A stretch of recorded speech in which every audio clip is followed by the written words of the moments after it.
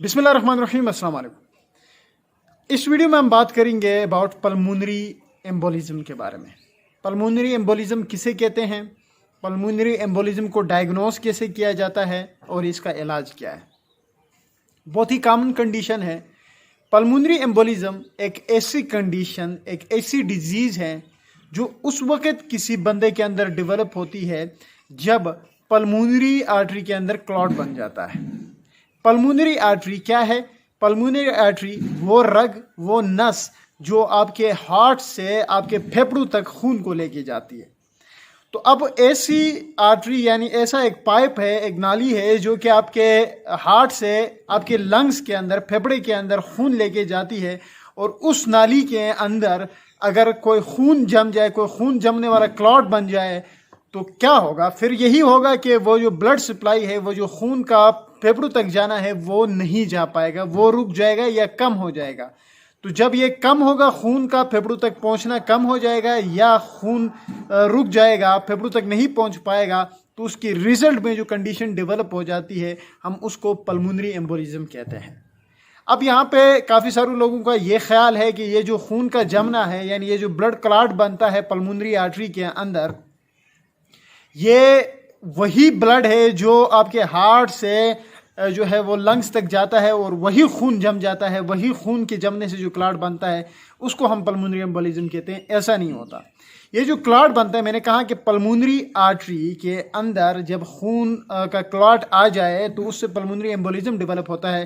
तो ये जो क्लॉट है ये उसी खून की वजह से डेवलप नहीं होता। ये आपके जिस्म में कहीं और, स्पेशली लोअर लिम्स में, आपकी जो टांगे हैं वहाँ पे ये खून जम जाता है। वहाँ के वेन्स में, वहाँ के आर्टरीज में ये खून जम के क्लॉट बन जाता है। वहाँ से ये क्लॉट डिसलॉज कर जाता है, अपनी जगह छोड़ देता है और ट्रेवल करते करते पल्मोनरी आर्टरी के अंदर आके फंस जाता है।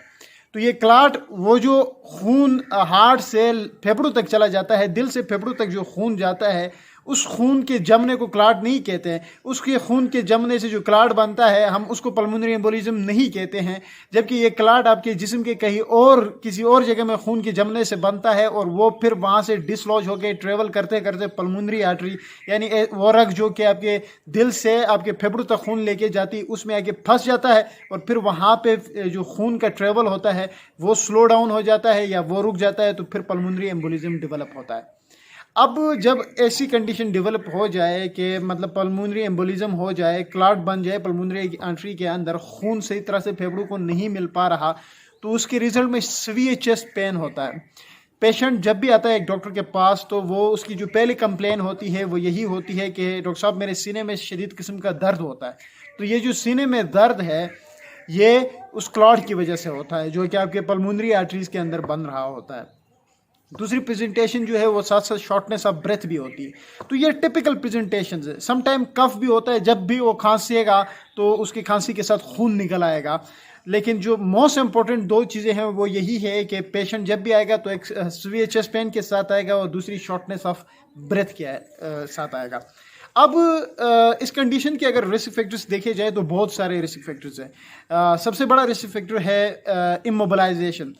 जो लोग लंबे अरसे के लिए एक ही जगह में रह जाते हैं, उनके यहाँ मूवमेंट नहीं हो पाती, तो उस वजह से ये कंडीशन डेवलप होती है। फॉर एग्जांपल अगर किसी को फालिज लगा है, पैरालाइज्ड है, तो वो मूव नहीं कर पाता है, एक ही जगह पे रहेगा, तो that may leads to pulmonary embolism, उसमें डेवलप हो जाता है।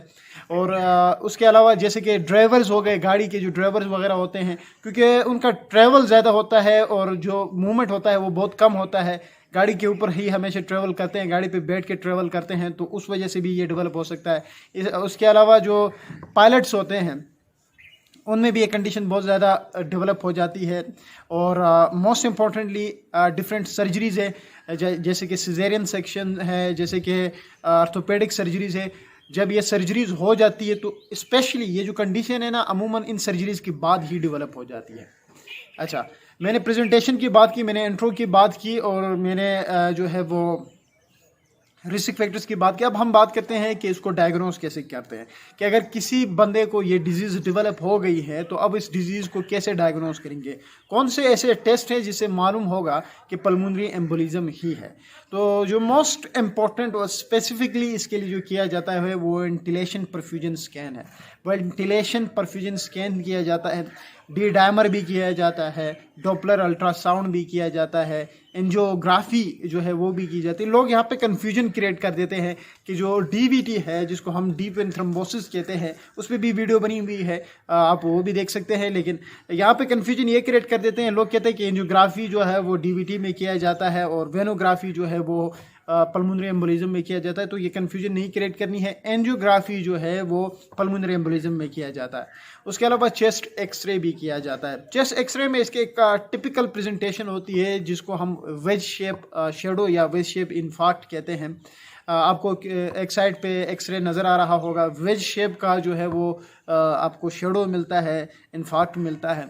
उसके अलावा हम ईसीजी कर देते हैं और साथ साथ हम इकोकार्डियोग्राफी करते हैं। इकोकार्डियोग्राफी में 6x6 साइन की एक प्रेजेंटेशन होती है, वो नज़र आती है। उसके अलावा हम अगर ट्रीटमेंट की बात करें कि इस कंडीशन को कैसे ट्रीट करना है, देखिए embolism and thrombosis, blood clot है तो क्लॉट को तोड़ना तो पड़ेगा ना, तो उसके लिए हम डिफरेंट मैनेजमेंट स्टेप्स लेते हैं। जैसे कि सबसे पहला जो ट्रीटमेंट ऑप्शन है वो एंटीकोगुलेशन थेरेपी है। एंटीकोगुलेंट्स आप देते हो जिसमें लो मॉलिक्यूलर वेट हेपारिन आता है, लो मॉलिक्यूलर वेट वारफरिन आता है। उसके अलावा थ्रोम्बोलाइटिक्स जो है, थ्रोम्बोलाइटिक एजेंट्स जो है वो भी आप देते हो जिसमें स्ट्रेप्टोकाइनेज आता है, और भी बहुत सारे हैं, रिटेप्लेज वगैरह भी है, लेकिन स्ट्रेप्टोकाइनेज इज़ मोस्ट इम्पॉर्टेंट। उसके अलावा थ्रोम्बोलाइटिक एजेंट्स के अलावा अगर हम बात करें ट्रीटमेंट ऑप्शंस की तो सर्जरी भी है, इसकी सर्जरी भी कर सकते हो, दैट इज़ एम्बोलेक्टमी जो है वो इसमें की जाती है, डीवीटी में थ्रोम्बेक्टमी की जाती है। इमरजेंसी मैनेजमेंट कैसे की जाती है, ये तो देखिए ये टिपिकली मैनेजमेंट मैंने कहा कि एक पेशेंट आएगा तो आपने एंटीकोगुलेशन थेरेपी में इसको डालना है, थ्रोम्बोलाइटिक्स में आपने डालना है, थ्रोम्बेक्टमी की तरफ भी जा सकते हो। लेकिन इमरजेंसी ट्रीटमेंट में अपने सबसे पहले काम, इस तरह के पेशेंट जब आते हैं तो कैजुअलिटी में आपने सबसे पहले काम ये करना होता है कि आपने एयरवेज को मेंटेन रखना होता है, ब्रीथिंग को मेंटेन रखना होता है, सर्कुलेशन को मेंटेन रखना होता है। आप ऑक्सीजन की इनहेलेशन करवा सकते हैं, आप IV फ्लूइड्स पास कर सकते हैं, आप एनाल्जेसिक्स भी दे सकते हैं, क्योंकि इट्स एन इमरजेंसी सिचुएशन होती है तो वहाँ पर ये करना पड़ता है।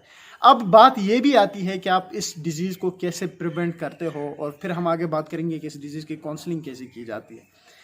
पल्मोनरी एम्बोलिज्म को प्रिवेंट करने का सबसे जो इम्पोर्टेंट तरीका है वो यही है कि आप prophylactic low molecular weight heparin दे, उससे ये ठीक हो सकता है, उसकी ये बड़ी प्रिवेंशन है। अच्छा देखिए यहाँ पे लोग एक और गलती करते हैं, ये हम प्रिवेंटिव मेजर्स में जो है वो लो मॉलिक्यूलर वेट हेपारिन और वारफरिन दोनों देते नहीं, आपने लो मॉलिक्यूलर वेट हेपारिन ही देना है। उसके अलावा अर्ली मोबिलाइजेशन भी एक प्रिवेंटिव मेजर है। अगर फीमेल है, एक फीमेल पेशेंट है, तो आपने उसको ये भी एडवाइस करना है कि आपने जो है ओरल कॉन्ट्रासेप्टिव जो है आपने उसको कहना है कि आपने इसे अवॉइड करना है।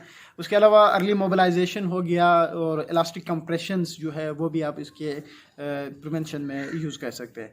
अच्छा अगर हम इसकी काउंसलिंग की बात करते हैं तो जब भी पेशेंट इस तरह के पेशेंट्स आपको मिलें, आपने सबसे पहले आपने उस डिज़ीज़ के नेचर के बारे में बताना है कि ये डिज़ीज़ कैसे हैं, इसके क्या रिस्क फैक्टर्स है, क्या इसके साइन एंड सिम्टम्स है, क्या अगर इसको एन वक्त पे ट्रीट ना किया जाए तो इसके डेंजर्स हो सकते हैं, क्या फिर अगर इसको प्रिवेंट ना किया जाए तो क्या कुछ हो सकता है। यानी आपने अबाउट नेचर ऑफ डिजीज़ सारी बतानी होती है।